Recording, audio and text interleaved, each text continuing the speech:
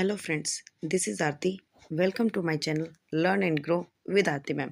सो friends, आज की video में हम डिस्कस करने वाले हैं ब्रॉन-फ्रेंड-ब्रेनर का इकोलॉजिकल सिस्टम। ठीक है, ब्रॉन-फ्रेंड-ब्रेनर्स इकोलॉजिकल सिस्टम। तो आज हम इस वीडियो में इस टॉपिक को डिस्कस करने वाले हैं। अगेन ये टॉपिक बहुत ज़्यादा इम्पोर्टेंट है और इसको उतना ही ध्यान से समझना बहुत ज़्यादा ज़रूरी है, क्योंकि इससे भी आपके एग्ज़ाम में 101% क्वेश्चन आता है। यदि एस्टेट की बात करें तो पीजीटी लेवल पर और टीजीटी लेवल पर ज़्यादा पूछा जाता है, और यदि सीटेट की बात करें तो वहाँ पे एक क्वेश्चन पक्का कन्फर्म यहाँ से आता ही आता है। तो चलिए इस वीडियो को स्टार्ट करते हैं। उससे पहले ये थियरी जो है किसके बारे में बात करती है, ये एक बार हम डिस्कस कर लेते हैं। तो ये जो थियरी है, ये बच्चे का और उसके एनवायरनमेंट का क्या इंटरेक्शन होता है, एनवायरनमेंट बच्चे पर कैसे इम्पैक्ट डालता है, ये सारी बातें इस थियरी में बताई गई हैं। क्लियर? तो ब्रॉन-फ्रेंड-ब्रेनर जो हैं, उन्होंने बताया है कि एक एनवायरनमेंट जो है किस तरह से उसकी लेयर्स बनी होती हैं बच्चे के आसपास, और वो कैसे बच्चे पर इम्पैक्ट डालती है, उसका क्या असर पड़ता है बच्चे पर। देखिए, साइकोलॉजी है, साइकोलॉजी में सभी साइकोलॉजिस्ट ने बच्चे को सेंटर माना है। बच्चा सेंटर में होता है, जितनी भी बात वो करेंगे बच्चे को सेंटर में रख के करेंगे। तो अगेन यहाँ पर भी जो ब्रॉन-फ्रेंड-ब्रेनर हैं, उन्होंने भी बच्चे को सेंटर में माना था, और उसके बाद उन्होंने 5 लेयर्स बताई हैं। उसके अराउंड उन्होंने 5 लेयर्स बताई हैं, जो लेयर्स बच्चे को कैसे बच्चे के ऊपर इम्पैक्ट डालती है, ठीक है, उनका क्या बच्चे के ऊपर प्रभाव होता है, ये उन्होंने डिस्कस किया है। अब हम इस वीडियो में इस बात को डिस्कस कर लेते हैं।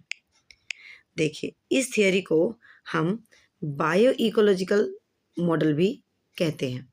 ठीक है, ये इसी थियरी का दूसरा नाम है।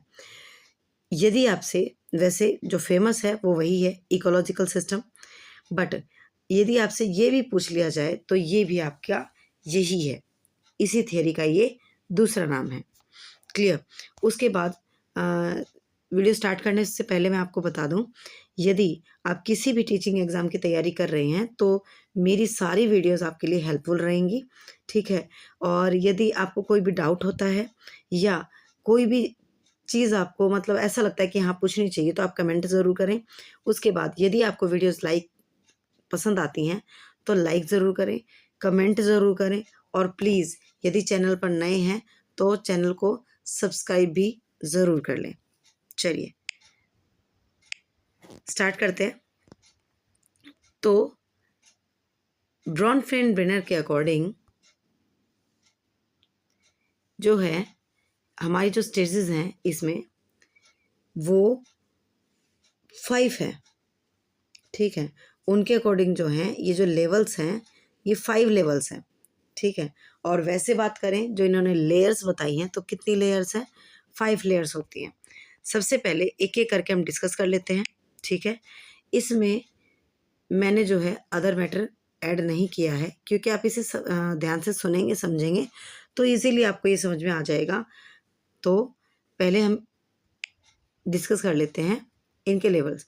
पहला होता है आपका माइक्रो सिस्टम, लघु मंडल। दूसरा होता है आपका मीजो सिस्टम। थर्ड होता है आपका एक्सो सिस्टम। फोर्थ होता है आपका macro system, and then last होता है आपका क्रोनो सिस्टम। तो जैसे ये सीक्वेंस में मैंने लिखे हैं, यही इनका सीक्वेंस होता है, और इसी तरह से ये आपके ऐड भी होती हैं, और कैसे ये बच्चे पे इम्पैक्ट डालती है। देखिए, फर्स्ट जो लेयर होती है आपकी, एक सेकेंड, इसको हम डायग्राम से समझते हैं, आपको ज़्यादा अच्छे समझ में आएगा। मैंने यहाँ पे डायग्राम ऐड किया है, आई होप आपको विजिबल होगा।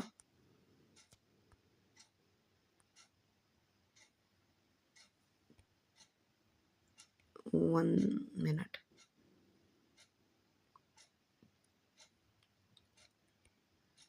Yes,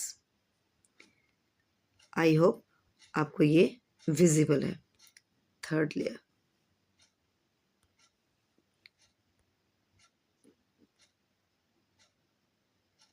clear? चलिए अब हम इसके बारे में बात करते हैं। तो देखिए, सबसे पहले जो है हम बात करेंगे सेंटर की, तो सेंटर में कौन होता है? सेंटर में होता है आपका बच्चा। क्लियर? तो जो फर्स्ट आपकी लेयर होती है वो होती है आपकी माइक्रो सिस्टम। माइक्रो सिस्टम में क्या आता है? माइक्रो सिस्टम में वो लोग आते हैं जो बच्चे से डायरेक्ट कनेक्ट होते हैं, डायरेक्टली जो बच्चे से कनेक्ट होते हैं, जो डायरेक्टली उसकी लाइफ पे इम्पैक्ट डालते हैं, वो लोग उसमें होते हैं। जैसे डायरेक्ट तो वही होते हैं जो हमारे आसपास होते हैं। बच्चे के आसपास कौन होता है?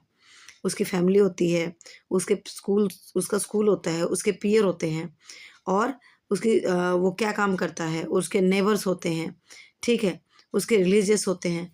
तो ये जो है बच्चे के आसपास होते हैं, ये बच्चे से डायरेक्ट कनेक्ट होते हैं, ठीक है।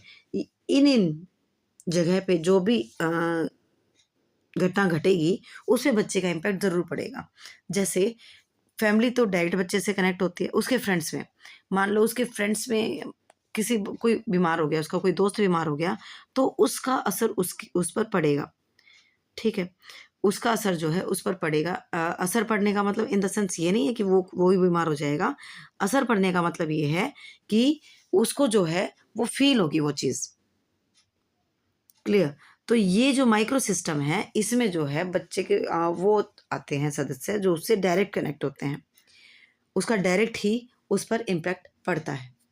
सेकंड है आपका मीजो सिस्टम। मीजो सिस्टम इसी का ही डीप रूप होता है।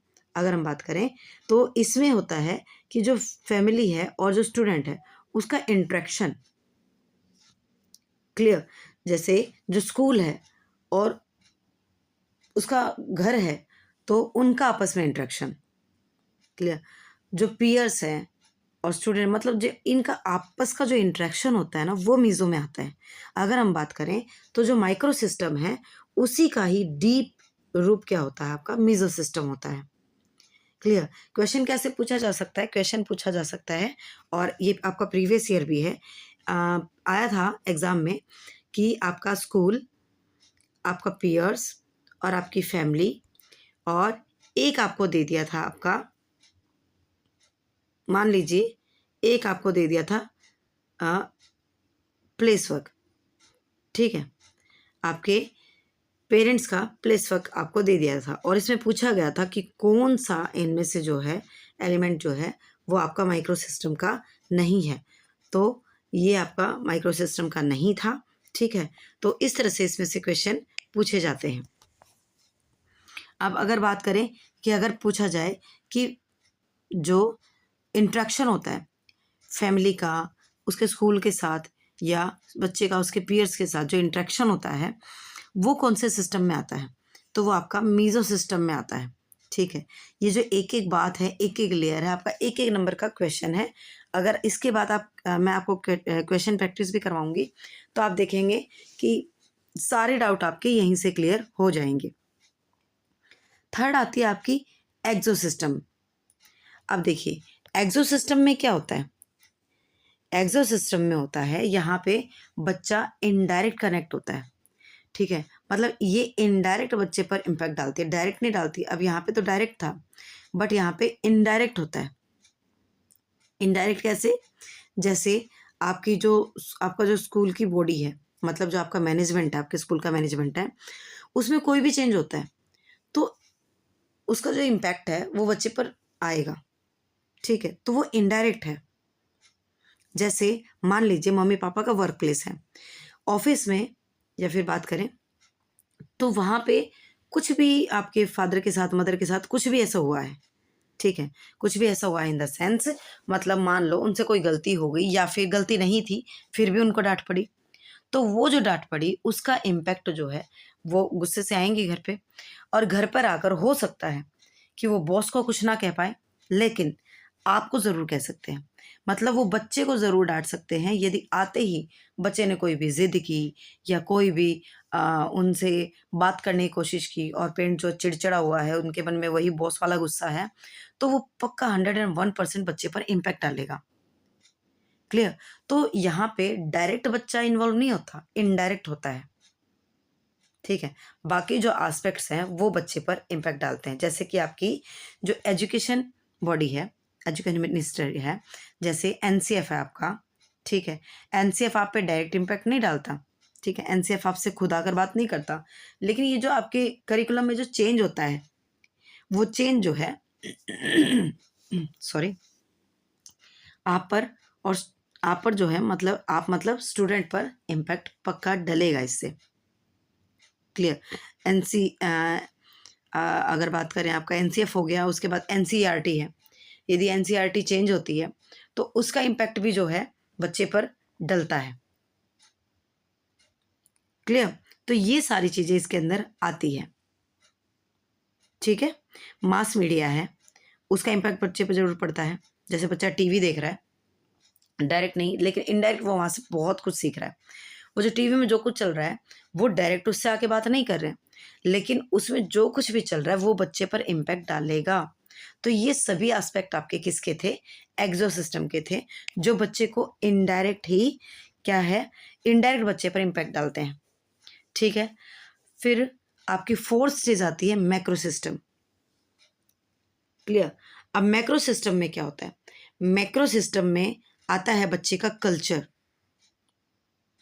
ठीक है, बच्चे का क्या कल्चर है वो यहाँ पे इम्पैक्ट डालता है।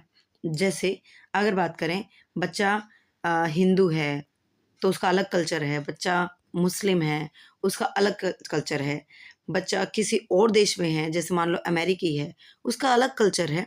तो यहाँ पे बच्चे का कल्चर होता है। ठीक है, वो बच्चे पर इम्पैक्ट डालता है। हिंदू बच्चा अपने रूल्स रेगुलेशन सीखता है, मुस्लिम बच्चा अपने रूल रेगुलेशन सीखता है, एक अमेरिकी बच्चा वो अपने रूल्स रेगुलेशन सीखता है। क्लियर। तो यहाँ पे जो है बच्चे का कल्चर आता है जो बच्चे पर जो है इम्पैक्ट डालता है। ठीक है। और जैसे कि कोई भी आपके देश की स्थिति है वो भी बच्चे पर इम्पैक्ट डालती है। क्लियर। जैसे सामाजिक आर्थिक कोई भी स्थिति है उसकी, मतलब बच्चा गरीब है तो उसका एक अलग इम्पैक्ट होता है उसकी लाइफ पे, बच्चा अमीर है तो उसका एक अलग इम्पैक्ट होता है उसकी लाइफ पे। तो यहाँ पे कल्चर जो है बहुत इंपॉर्टेंट रोल प्ले करता है। क्लियर। लास्ट है आपका क्रोनस सिस्टम। अब क्रोनस सिस्टम से ही या इसके नाम से ही पता चल रहा है कि टाइम की बात हो रही है। तो यहाँ पे वो चेंजेस होते हैं जो बच्चे की पूरी लाइफ को इम्पैक्ट करते हैं। क्लियर। मतलब पूरी जो है उसकी लाइफ पर उस चीज़ का इम्पैक्ट पड़ता है। ठीक है। अब मैक्रो सिस्टम की बात करें कि तो यहाँ पे ये चेंज भी हो जाता है। जैसे मान लो कोई गरीब था और उसने बहुत सारी मेहनत की तो वो सफल हो गया तो उसके पास पैसा आ गया तो उसका कल्चर चेंज हो गया मतलब उसका रहन सहन सारी चीज़ें जो हैं चेंज हो गई। तो इसको बदला जा सकता है। अब कोरोना सिस्टम में क्या होता है, इसमें ये होता है कि मान लीजिए एक एग्जांपल लेते हैं, जैसे मान लीजिए पेरेंट्स है और पेरेंट्स का डिवोर्स हो गया। यदि पेरेंट्स का डिवोर्स हो गया तो वो जो डिवोर्स है वो बच्चे को पूरी उम्र के लिए जो है पूरी उम्र के लिए उसके दिमाग में इसका इम्पैक्ट रहेगा कि क्या हुआ है। क्लियर। मान लीजिए किसी का जो पेरेंट्स थे बहुत अच्छा बिजनेस था, बहुत अच्छा चल रहा था सब कुछ, मतलब घर में गाड़ी बंगला सब कुछ था, और अचानक से कुछ भी हुआ कि वो जो दिवालिया हो गया, मतलब अब उनके पास कुछ नहीं है, ना घर है ना बंगला है ना गाड़ी है, अब कुछ नहीं है। तो वो जो एक चेंज आया उनके अंदर वो पूरी उम्र जो है उस बच्चे पर इम्पैक्ट डालेगा। तो ये आपका क्रोनस सिस्टम होता है।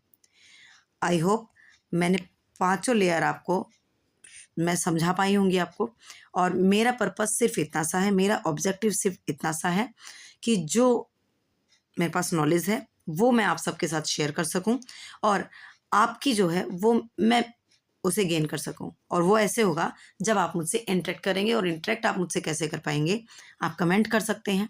ठीक है। और आगे आगे हमारे जो सेशंस है वो लाइव भी हो जाएंगे यदि आप चाहेंगे तो। क्लियर। अदरवाइज सारी वीडियोस जो है आपको पूरी जो है थियरीज जो है आपको यूट्यूब पर ही मिलेंगी और फ्री ऑफ कॉस्ट है ये। ठीक है। और इसकी जो प्रैक्टिस सेशन है वो भी लेकर आएंगे। इनके क्वेश्चंस जो हैं, जितनी भी वीडियोस मैंने करवाई हैं आपको, उनके सभी जो है क्वेश्चंस भी मैं आपको करवाऊंगी। क्लियर। तो एक बार फिर से रिवाइज कर लेते हैं। फर्स्ट स्टेज आपकी माइक्रो होती है। माइक्रो मीन्स छोटा रूप। छोटा कौन सा रूप होता है? जो बच्चे के आसपास होता है, जो उस पर डायरेक्टली इम्पैक्ट डालता है। क्लियर, उसके फैमिली है, फ्रेंड्स हैं, उसका स्कूल है, ठीक है, ये सारी चीज़ इसके अंदर आती हैं। सेकंड है मीज़ो। तो मीज़ो में पेरेंट्स और जो स्टूडेंट्स है या पेरेंट्स जो फैमिली है और स्कूल है, इनका जो इंटरेक्शन होता है, ठीक है, इसी का ही माइक्रो का ये डीप रूप होता है, मैक्रो, क्लियर। तो इसी का ही डीप रूप होता है। तो इसका जो है इंटरेक्शन जो है, ठीक है, इन दोनों मीज़ो और माइक्रो का जो इंटरेक्शन है वो ही क्या होता है, माइक्रो, सॉरी, जब आपका माइक्रो होता है, ठीक है, हाँ जी, माइक्रो और मीज़ो का जो इंटरेक्शन होता है वही आपका जो है मीज़ो सिस्टम में आता है। इनका इंटरेक्शन ये भी डायरेक्टली बच्चे से कनेक्ट होता है।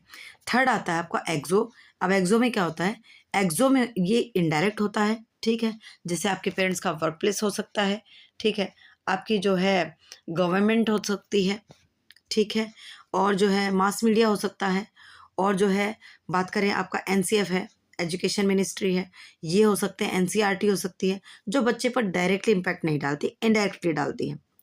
मैक्रो में क्या होता है, बच्चे के कल्चर होते हैं, ठीक है, उसकी सोसाइटी होती है, किस जगह वो रहता है, क्या उसका कल्चर है, ये सारी चीज़ें मैक्रो में इम्पैक्ट डालती हैं। और क्रोनो में वो इंसिडेंट्स, वो चीज़ें जो पूरी उम्र उसको जो है पूरी लाइफ जो है उसकी उस पर इम्पैक्ट डालती है, वो इंसिडेंट इसके अंदर आते हैं। क्लियर। जैसे बात करें, कोरोना आया था। अब कोरोना जो है भले ही अब सब ठीक है या कुछ भी है, लेकिन फिर भी ये ऐसा पेंडेमिक था, इसको हमेशा याद रखा जाएगा कि हाँ उस टाइम पे ऐसा हुआ था। तो उसने जो है बहुत सारे लोगों की लाइफ में इम्पैक्ट डाला था, और कुछ लोगों की लाइफ में तो इतना ज़्यादा इम्पैक्ट डाला था कि वो पूरी उम्र याद रहेगा। तो वो जो सीन है हम कोरोना सिस्टम में ऐड कर सकते हैं। क्लियर। तो पांचों लेयर आपकी क्लियर हो गई हैं। आपको, आई होप आपको जो है पूरा क्लियर हो गया होगा। यदि फिर भी कोई डाउट रहता है तो प्लीज़ कमेंट ज़रूर करें। और यदि अगेन कोई आपका पैसा खर्चा नहीं लगता है, यदि आप चैनल पे नए हैं तो प्लीज़ सब्सक्राइब ज़रूर कर लें। और यदि आपको मेरी वीडियोस पसंद आती हैं तो लाइक ज़रूर करें। और आप क्या कंटेंट देखना चाहते हैं, क्या आप चाहते हैं कि मेरी वीडियोस में और इम्प्रूव होना चाहिए, उसके लिए आप कमेंट ज़रूर करें। ठीक है, आज की वीडियो में इतना ही। Thank you very much. जय हिंद, जय भारत।